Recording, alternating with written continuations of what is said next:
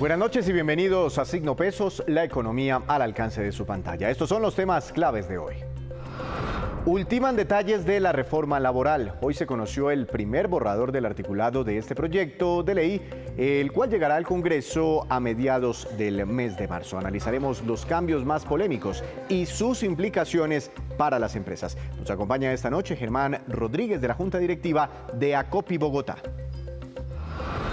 Costosa reforma a la salud. El Ministerio de Hacienda reveló hoy la lista preliminar de los costos que implicará la reforma a la salud que discute actualmente el Congreso. ¿Es inviable fiscalmente?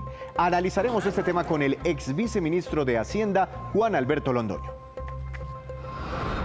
Deudas cada vez más caras. A partir de marzo sube de nuevo la tasa de usura, al igual que otros tipos de interés para los préstamos bancarios. Les contaremos los cuidados que usted debe tener si no quiere terminar pagando onerosos intereses por sus tarjetas de crédito. Comenzamos esta emisión hablando de un polémico proyecto de ley que se viene cocinando desde el año pasado y que ya está próximo a llegar al Congreso de la República. Hablamos de la famosísima reforma laboral que está generando, entre otras, grandes preocupaciones en el sector empresarial.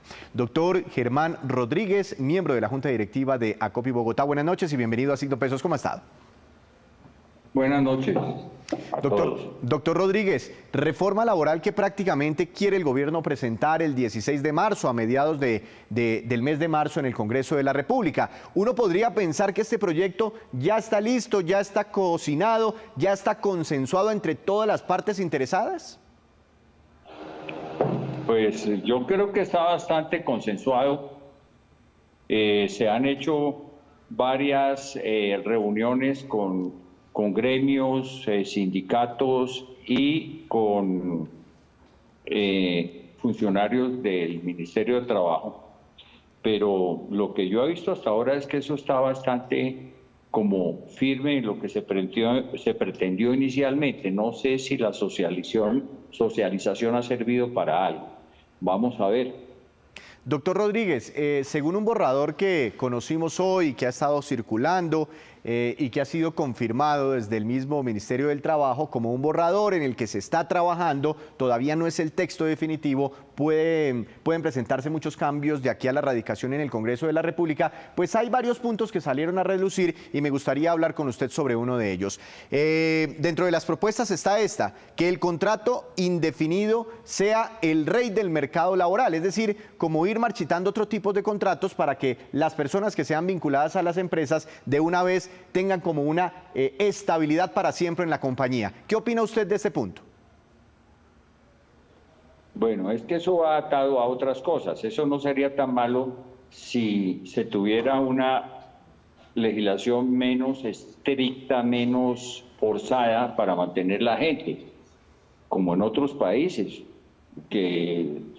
como en Estados Unidos, la gente entra y sale de una empresa fácilmente, pero aquí el hecho de pasarla por contratos específicos a indefinidos, pero ayudado a su vez con un refuerzo de la estabilidad laboral y digamos como una asfixia que se le pone a las empresas para tener que trabajar de pronto con quien no quiere trabajar por alguna razón y se vuelve totalmente improcedente el hecho de generar empleos de esa forma. Eso no fomenta la creación de empleo porque a un empresario le da miedo contratar a alguien con que le tocó casarse para toda la vida, más o menos. Entonces, y eso también motiva que la gente que se contrate de una vez quedó adentro y ya le puede hacer fieros a los desempleados porque ya quedó agarrado para toda la vida, trabaje bien o no. Eso es un problema que se ve venir y afectando la productividad de las empresas. ¿Y usted cree, doctor Hernández, que eso, pues para que se haga una realidad, para que sea posible, para que el contrato a término indefinido sea el rey del mercado laboral, tendrían que limitarse los otros tipos de contratos que existen actualmente? Las tercerizaciones, el contrato por tiempo definido, el cuenta propia, etcétera, etcétera. Es que esa limitación no se hace tan necesaria como digo, si contratar por término indefinido se hace más flexible para poder entrar y salir de las personas. El contrato a término fijo y o contratos por labor específica no se deben eliminar porque hay cosas que tienen que hacerse solamente de esa forma.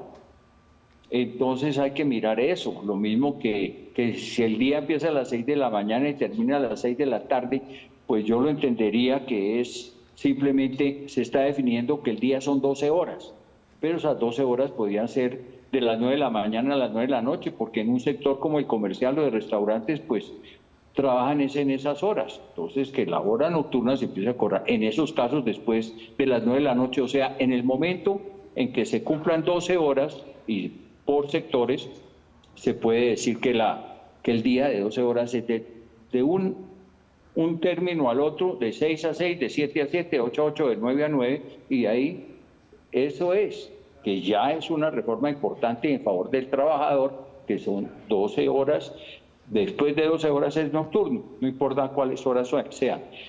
Eso es un ejemplo, pero en el contrato a términos indefinidos por el horario que sea y todo esto, de todas maneras, no es interesante trabajar si no se flexibilizan las estabilidades laborales reforzadas y el costo de las indemnizaciones y la justificación para poder salir de una persona que de pronto no sirve. Pero es que usted está viendo, doctor Rodríguez, está viendo algún cambio donde se endurezcan las normas a la hora de desvincular trabajadores en esta reforma laboral. Sí, ahí están hablando de mayor estabilidad en el trabajo, de la estabilidad laboral reforzada que nosotros pedimos que se flexibilice, es decir, que no sea tan estricta, y ahí hablan al contrario, de que eso tiene que abarcar a más personas. Entonces, pues, eso es en el hecho de que se ponen más costos y más procedimientos para poder salir de una persona, porque eso llama estabilidad laboral. Realmente no han caído en cuenta porque se defiende solo un sector de la economía. No han caído en cuenta que nadie contrata a un trabajador con la intención de despedirlo. Eso no ocurre. Entonces, si se contrata a un trabajador porque se necesita y sin intención de despedirlo, tiene que existir la posibilidad que cuando tenga que despedirse porque el señor no sirvió, por ejemplo, pues que se pueda hacer sin que sea un trauma y que además le está quitando trabajo ese tipo de legislación o de reglamentos a las personas que de buena voluntad quieren trabajar y no pueden hacerlo porque hay otras personas que se atornillaron ahí y no pueden salir de ellas. Pues son puntos bastante polémicos porque de otro lado pues están los trabajadores que en muchos casos pues piden cosas como estas, ¿no? Una estabilidad laboral y de pronto el gobierno está recogiendo muchos sentimientos de muchas personas que han quedado en el desempleo.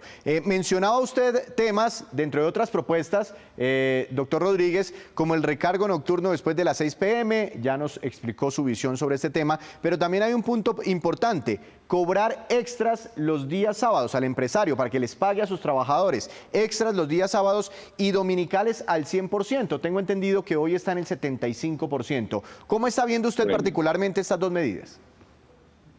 Yo no entiendo la razón, y es malo, de tratar prácticamente de decir que el sábado es otro domingo. Eso no ocurre en ningún país del mundo. Los sábados son días que a muchas empresas no lo están trabajando porque están trabajando un pedacito de sábado en cada día de los otros 5 días. Entonces, en vez de trabajar 8 horas diarias, están trabajando 9, o sea, 8 del día que toca y 1 hora de un sábado. ¿Para qué? Pues para favorecer a la gente que no tenga que ir los sábados. Eso les ayuda hasta con subsidio del transporte que en lugar de gastarlo en 6 días, lo gastan en 5. Pero no, si lo van a poner un día festivo más, Colombia tiene 20 días festivos, tenemos en este momento en el mundo el que más días festivos tiene. Nosotros, porque incluimos 2 días de la familia, pago con payasos y todas esas diversiones para los niños y todo eso, pues, a los 18 días normal de almanaque se le suben esos dos. Y estamos comparándonos con los países de la OCDE en la jornada laboral, pero no nos comparamos en los días festivos, ¿no? Y entonces, si nosotros queremos bajar la jornada laboral, como ya se empieza a bajar por indicaciones del gobierno anterior, pues deberíamos bajar los días de fiesta, porque pues tenemos muchos días festivos. Ahora, y muchas... hay ciertos negocios, cierto tipo de empresas que son intensivas en mano de obra en las noches y en los fines de semana. No sé, se me ocurre un restaurante, un comercio, un vendedor de zapatos. Para ese tipo de compañías, ¿esto va a significar un impacto importante? Pues claro, por eso decía que si van a definir el día de 6 a 6, pues pueden definir 12 horas como sea, que cada empresa solicite a qué sector conviene para decir que su día no es de 6 a 6, sino de 9 a 9, o de 8 a 8. Y ahí están las 12 horas que valen para todos los recargos que pasen de esas 12 horas. Eso es una cosa que si no se hace, pues iba a perjudicar, a subir los costos de los restaurantes, del comercio, de todo eso. Entonces, no se puede ser tan rígido. ¿Qué tal que en este país hubiera estaciones? Entonces el día de verano empieza a las 4 de la mañana y termina a las 10 de la noche. Y en invierno, pues empieza a las 10 de la mañana y se acaba a las 4 de la tarde. Eso son 12 horas el día, digamos. Claro. Y punto. Hay que buscarle flexibilidad a esa cosa, porque si no, eso afecta a muchas compañías. No se ha tenido en cuenta el universo de actividades que se tienen en el país y no se pueden sincronizar o restringir todos a un mismo horario. Doctor Rodríguez, una última pregunta, pues son muchos temas, ¿no? Se conoció un articulado en borrador bastante largo y seguramente tendremos tiempo para hablar de otras propuestas que estarán incluidas, pero hay una que llama mucho la atención para los hombres: ampliar la licencia de paternidad, que si mal no estoy, hoy está en 2 semanas, la idea sería ampliarla a unas 12 semanas. Esto parecería loable en el sentido de que pues, los padres también necesitan tener un tiempo con sus hijos recién nacidos. Mire, yo le voy a decir una cosa, es bueno que lo tengan como colombianos. Nosotros somos un país pobre, no somos un país rico. No seguimos pensando en esas pendejadas que no son así. Este país pobre, para poder alcanzar a los países ricos, tiene que trabajar más para poderlos alcanzar y no trabajar menos, que es lo que estamos proponiendo. Entonces nosotros no estamos teniendo una visión integral del país, sino estamos mirando un sector de unos trabajadores que, entre otras cosas, son los formales, que son la minoría de la fuerza laboral del país. La fuerza laboral del país está cerca del 100% de la fuerza laboral del país, más o menos el 78%, están en la informalidad, en la inactividad o en el desempleo, 78%. Estamos legislando para consentir o amparar o cobijar con algunas cosas, como la paternidad, como todo lo que usted quiera, al 20%, 21%, digamos al 22% de la fuerza laboral del país. Es decir, estamos legislando para cobijar una minoría y el resto, pues se fregaron. Desde el vendedor de aguacates, el que limpia los limpiabrisas, el que cualquier cosa, el que va a arreglar jardinería, esa gente no está cobijada por nada. Entonces lo que seguimos haciendo es discriminándolos desde el punto de vista de la ley, favoreciendo a un gueto, donde yo podría estar ahí porque también soy empleado formal, comparado con la gran mayoría que está totalmente en el abandono legal. Entonces, y ese abandono legal sigue creciendo a medida que seguimos dando ventajas a los más poquitos, porque eso lo que hace es que menos empresas estén interesadas en tener gente formal y menos empresas existan, porque es que el problema aquí del desempleo es que no hay empresas. Y no hay empresas por algunos factores. Uno de esos es la legislación laboral tan estricta. Ya hay otras como el neoliberal, la apertura económica, etcétera. Aranceles, todo eso. Ahí hay un problema. Tengan en cuenta eso como colombianos. Esto se trata no de estar viendo si el papacito se está 10 semanas en la casa o 8, o si se fue a tomar trago o se quedó en la casa mirando al niño. Yo no sé. Pero esa cosa que lo estamos mirando unos puntos muy chiquitos del problema grande que tenemos, que es un 78% de la gente en edad de trabajar que no que tiene están en la cómo informalidad, hacerlo. que están en la informalidad. Pues, doctor Rodríguez, le entiendo perfectamente su preocupación, la visión de algunos empresarios, pero ahí está servida entonces la polémica, el debate. Muchas gracias por esta opinión para los televidentes de Signo Pesos. Una feliz noche. Bueno, gracias. Adiós. Desde Acopi, Bogotá. A propósito sobre la reforma laboral, también mostró su preocupación el gremio de los comerciantes. Veamos las reacciones del presidente de FENALCO, Jaime Alberto Cabal. Hoy se conoció el primer proyecto articulado de la reforma laboral. Igualmente, las declaraciones de la ministra del Trabajo en distintos medios de comunicación muestran una reforma laboral mucho más profunda de lo que se había anunciado. No solamente se impactarían los costos laborales en virtud de lo que sería la eliminación de la jornada nocturna a diurna, igualmente los costos de dominicales y festivos, el incremento de los costos de las horas extras, que va a representar para los empresarios este año un incremento entre 30 y 35%. El proyecto de reforma trae una profundización en lo que tiene que ver la relación del trabajador con las empresas, las causales de despido, el impedimento a la terciarización. Igualmente trae una carga muy importante de sindicalizar al sector privado colombiano.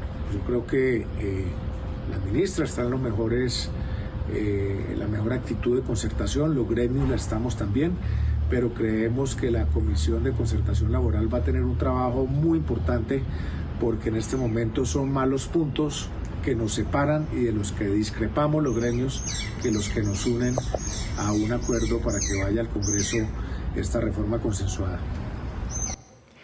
Y con esta información hacemos nuestra primera pausa, pero cuando regresemos espere en cuánto quedó la tasa de usura a partir de marzo. Quedó bastante alta, ya les contamos. Regresamos a Signo Pesos. Otra de las reformas que preocupa mucho y que sigue generando fuertes controversias dentro del mismo gobierno es la reforma a la salud. Inclusive ha sido motivo de preocupaciones entre representantes muy importantes del gabinete presidencial. Doctor Juan Alberto Londoño, ex viceministro de Hacienda, buenas noches, bienvenido a Signo Pesos. ¿Cómo ha estado? Hola Víctor, un gusto estar con ustedes nuevamente. Doctor Londoño, usted que trabajó también en un gobierno en el que presentaron reformas muy controvertidas en su momento, le quiero hacer esta pregunta, ¿qué tan frecuentes son esas discrepancias entre los mismos funcionarios del gabinete presidencial? Porque el fin de semana circuló esta comunicación, como que esta carta o un informe firmado por varios ministros muy importantes, entre ellos el ministro de Hacienda, cuestionando algunas cosas de la reforma a la salud presentada por su mismo gobierno. Víctor, yo quiero decir una cosa, eso es muy normal. Y en el gobierno, a Hacienda siempre le toca ser el malo del paseo. Si uno analiza todas las carteras, aman el gasto. Todos quieren, porque es necesario a veces pensar en tener mayor gasto y en hacer mayores inversiones, pero Hacienda tiene que ser el malo del paseo y decir, pues no hay con qué. Y creo que fue lo que responsablemente hizo el ministro Campo, sumado con el director de Planeación, el ministro de Educación y la ministra de Agricultura.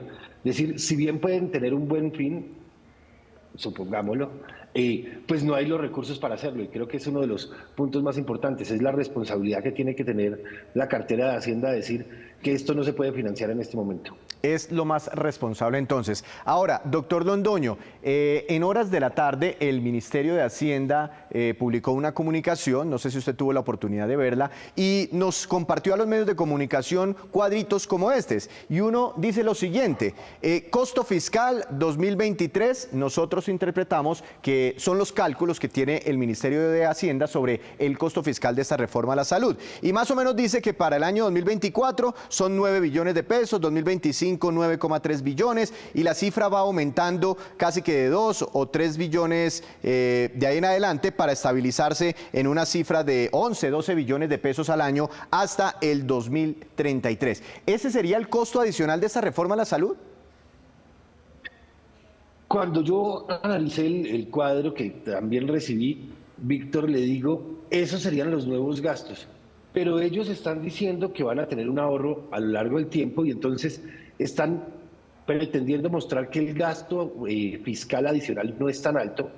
Los cálculos que yo hacía es que en el año 24 sería de cerca de 7.5 billones de pesos, pero lo que preocupa es que es un cuadrito, con el respeto de Hacienda, que acabo de decir que son muy juiciosos, un poquito simplista, porque el primer tema que hablan es atención primaria en salud, que es en lo que se basa la reforma del presidente Petro y la ministra Corcho, y uno mira que cerca del año 2030 decrece el gasto en atención primaria, lo cual no tiene ningún sustento técnico porque la población sigue creciendo y la prevención se tiene que seguir dando todo el tiempo. Entonces uno decir que su gasto en atención primaria va a disminuir, pues no tiene sustento técnico, y lo que demuestra es que para, si se quiere decir, apaciguar las aguas, después de todo el regaño del presidente Petro por Twitter y demás situaciones, pues mostraron un cuadro en el que disminuyen el costo fiscal, pero en el costo fiscal que están mostrando nos están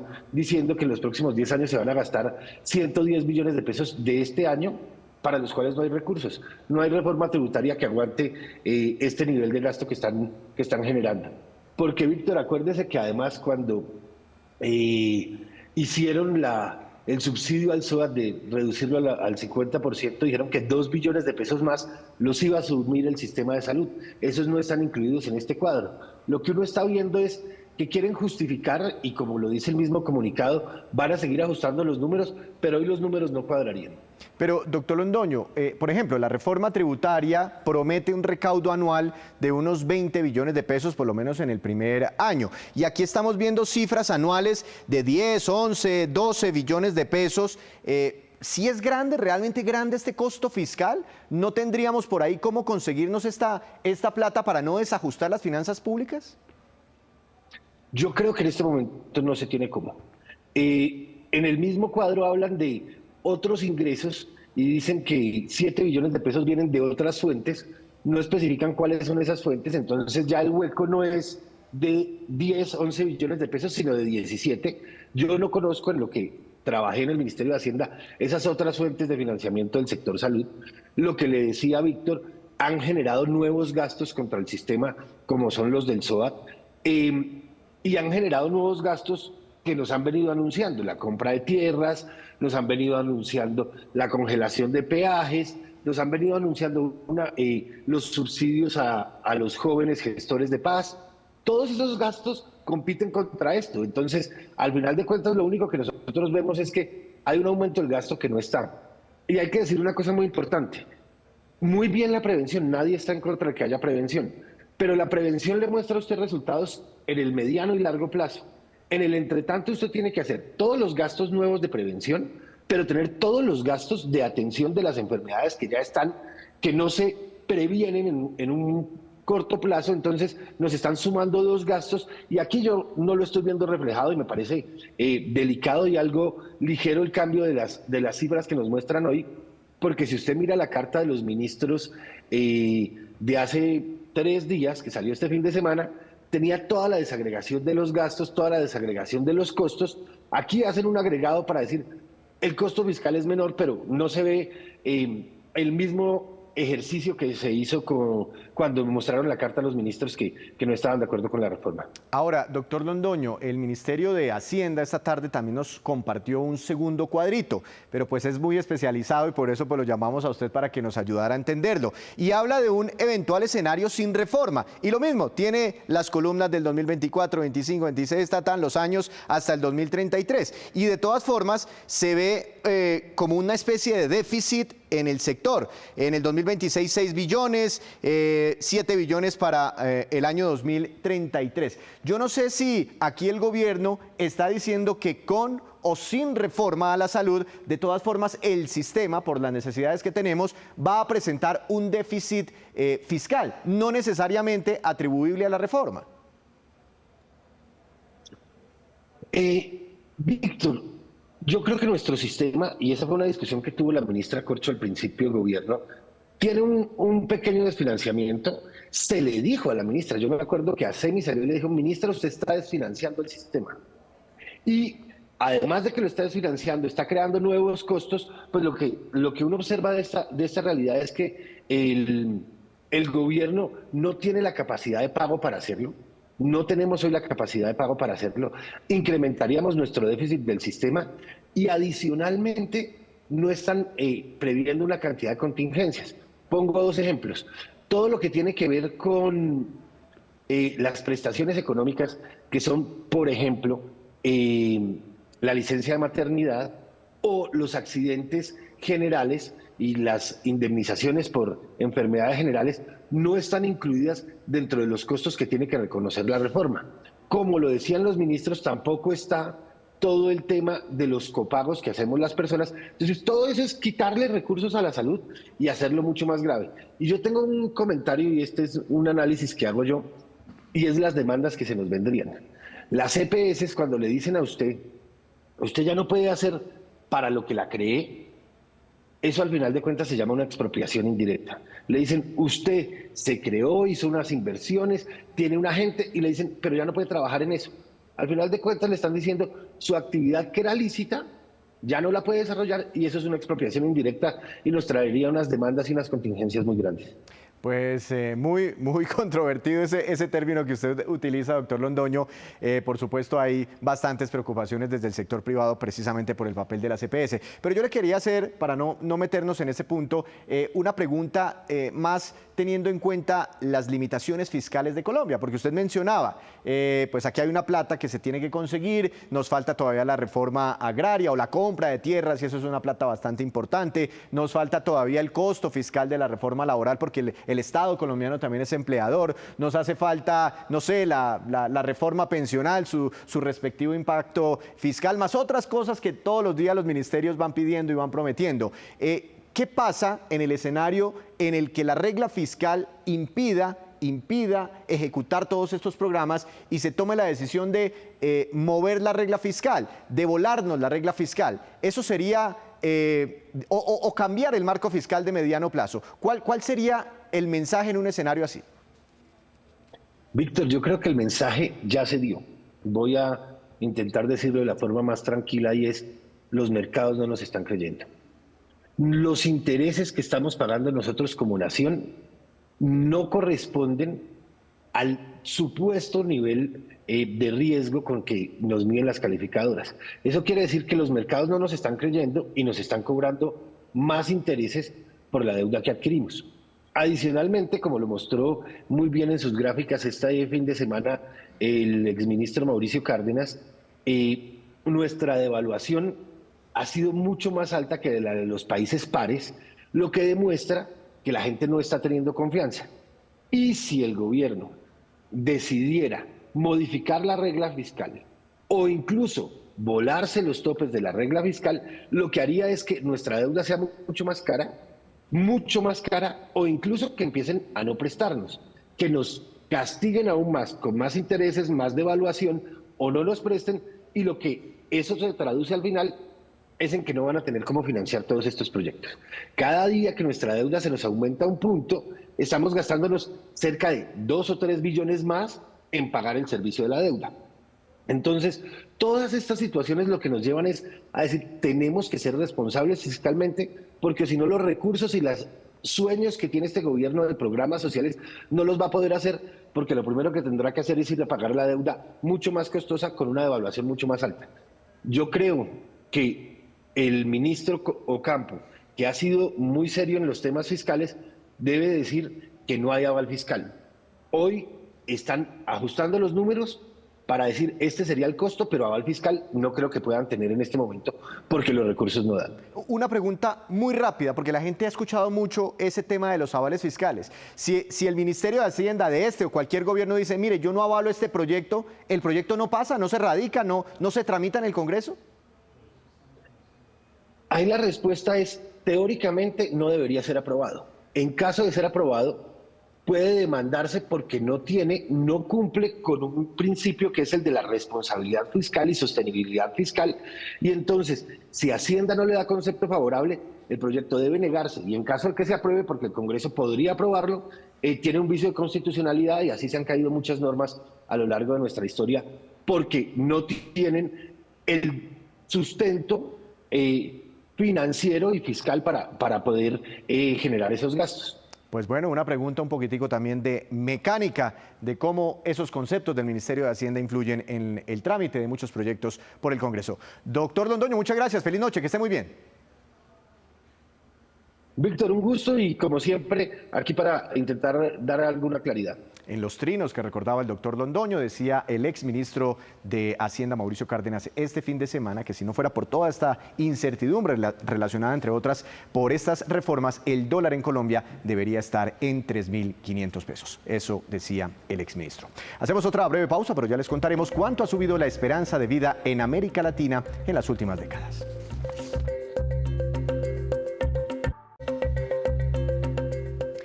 Y regresamos a Signo Pesos con esta que es la cifra económica del día, 46,26% y corresponde a la tasa de usura para marzo certificada por la Superintendencia Financiera de Colombia para créditos de consumo y créditos ordinarios. Esta es la tasa de usura más alta desde mayo de 1999 y la tasa de usura ajusta ya 17 meses consecutivos al alza.